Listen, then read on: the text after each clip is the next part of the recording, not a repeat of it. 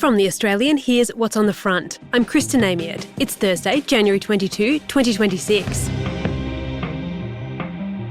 It's the Writers' Festival drama that's crashed out of the literary world and into the mainstream. The cancellation of Adelaide Writers' Week following a mass author boycott. Now the controversial author at the centre of it all is back on the bill. But is that the right move for the festival and for us all? That's today's episode.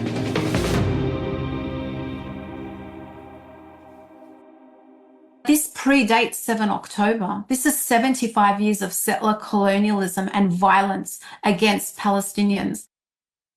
This author, Randa Abdel Fattah, is at the centre of a raging controversy.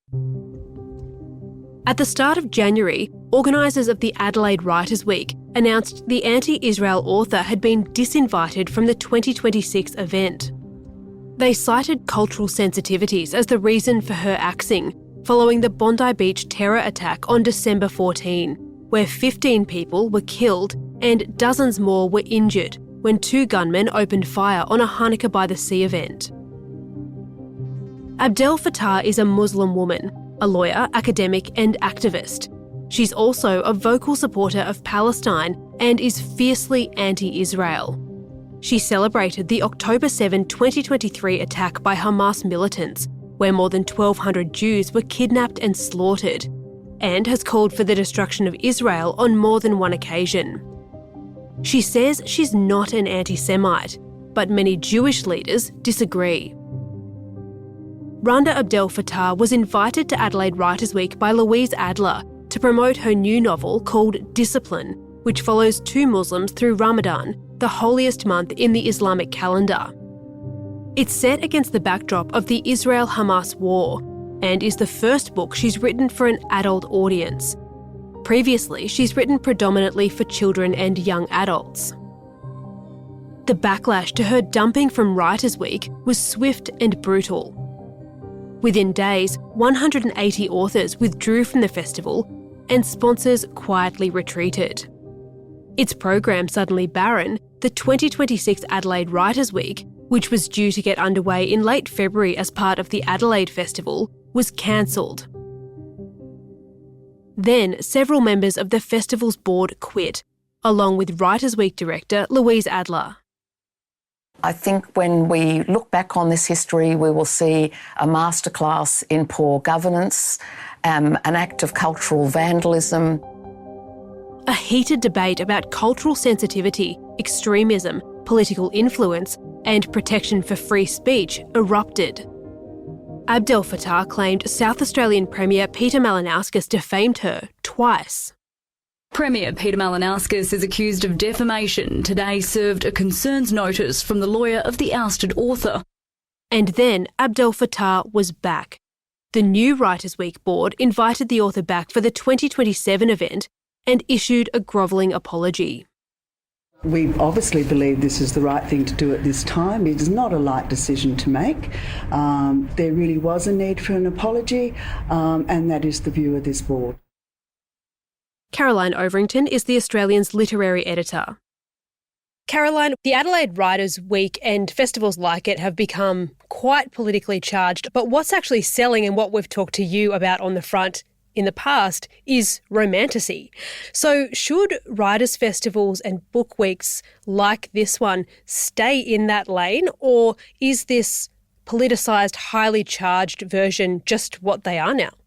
No, I don't think it is what they are now, and I also don't think it's what the audience wants. I think what the audience wants is to talk about books and ideas and competing ideologies, but I think they want to do it in an old-fashioned way, which is to say a collegiate way, a kind way, a fair way. They want the Writers' Festival to be part of the community.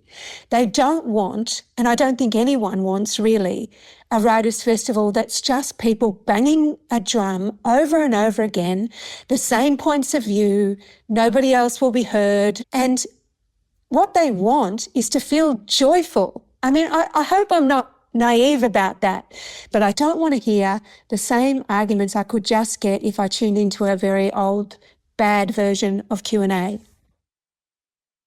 The Adelaide Writers' Week is, of course, government funded, but it doesn't appear to have government oversight. Is it even worth it for governments to throw these kinds of events, or would they be better off investing those quite substantial funds elsewhere?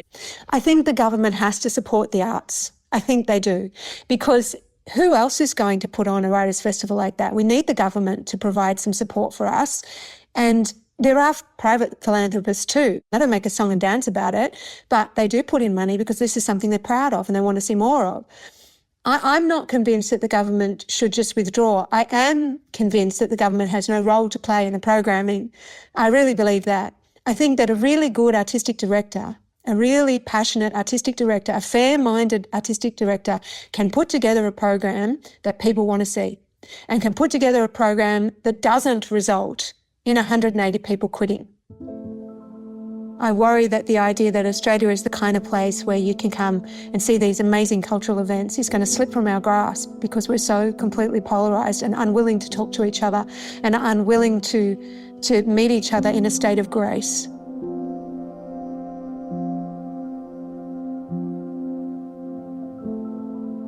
You are yourself an author of more than a dozen books. You live in the literary world. What are you hearing from authors and publishers in the fallout of Adelaide Writers' Week? Are they in despair, or are they viewing this as an opportunity to reset how things are done going forward? Can I be honest? The feeling is sorrow. It's something akin to grief. I've tried, but I can't ever properly explain what this festival meant to Australia. It is without question the oldest and the most popular, the most egalitarian and the only free writers' festival in Australia. It is a beautiful cultural bloom on the landscape, or it was. It's a tragedy that we have lost this festival. An absolute tragedy. And that is the feedback that I am getting from writers all across Australia, publishers as well. They can't believe it, that something that was so precious has slipped out of our hands. Imagine the tens of thousands of people who were intending to go, who had booked hotel rooms, who were excitedly looking forward to it, who wanted to take their children, who feel pride in their state because their state hosts a world-class literary festival, and you feel proud of it, and you turn up and you sit there and you have a great day and you talk about it with your friends, and they can't do that. And I am distraught about it, as I think most people are. Coming up, can Adelaide recapture the magic?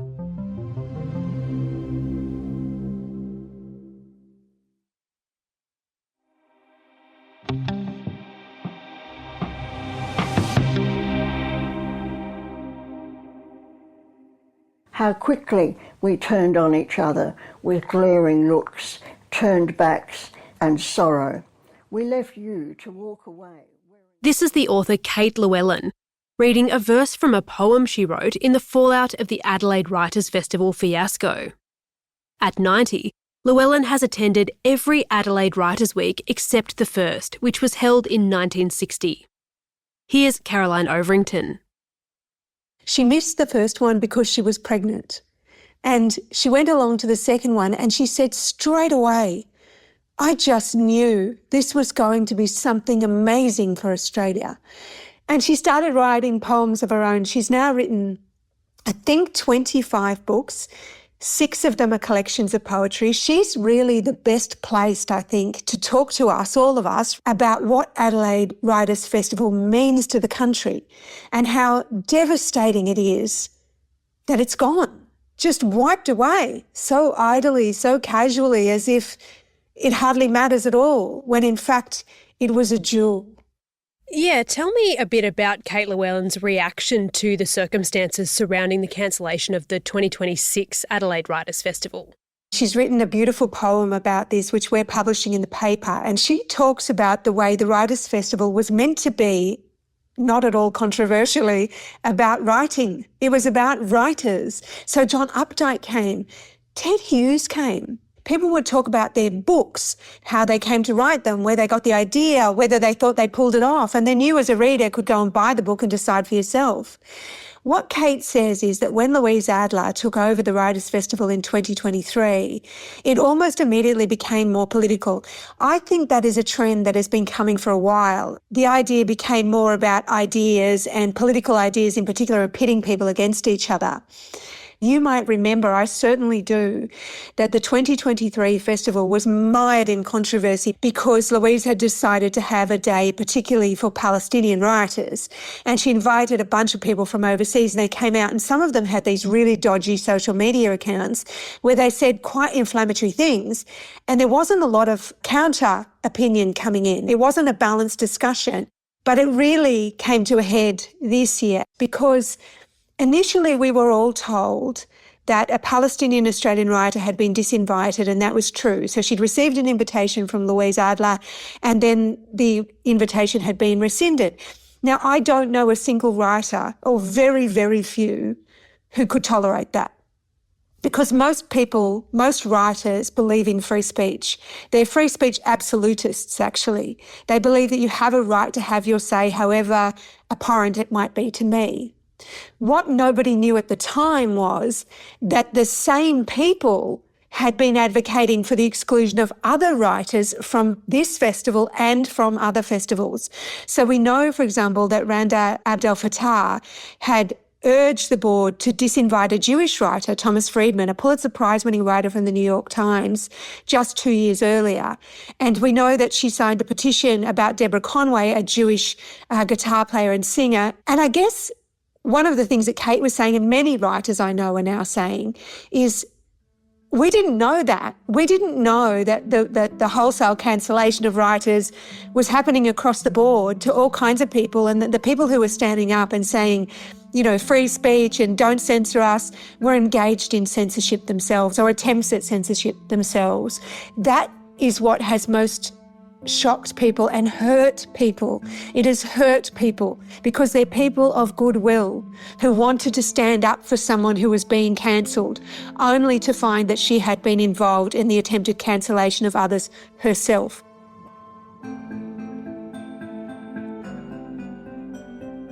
Just lastly, Caroline, if we cast our minds forward to 2027, of course, Randa Abdel Fattah has now been reinstated on the lineup for next year's Adelaide Writers' Week. Do you think it can recapture some of that magic that you've talked about next year, noting everything that's gone on? You know, I don't know why they did that, and I think it's a mistake, not because it's Randa. I think it's a mistake because I think they need to take this time to reset.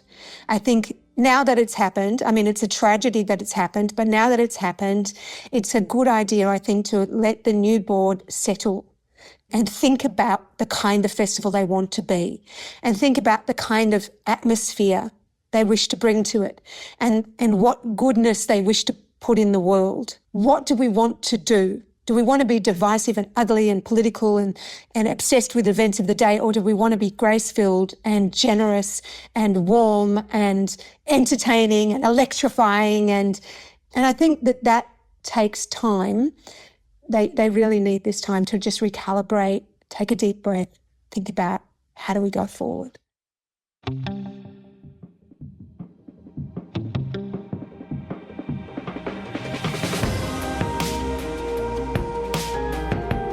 Caroline Overington is The Australian's literary editor. For all the latest, visit theaustralian.com.au.